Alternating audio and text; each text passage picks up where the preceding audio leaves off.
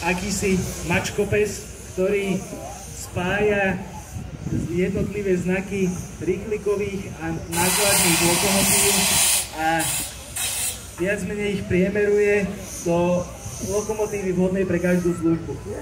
Lokomotíva má tak hnacie kolesá presne v strede medzi nákladnými a rýchlikovými lokomotívami, majú 1750 mm, má povolenú rýchlosť 100 km za hodinu, dvojvalcový párny stroj.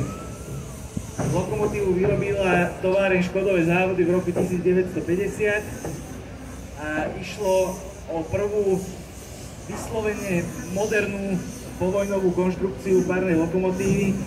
Práve v týchto lokomotívach sa ako prvé vyskytli rôzne moderné prvky ako varníky, spaľovacie komory a podobne.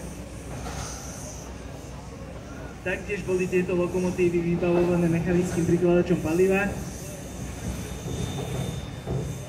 U lokomotívnych čias boli tieto lokomotívy veľmi obľúbené. Takisto sa udržali v prevádzke až do úplného konca párnej prevádzky.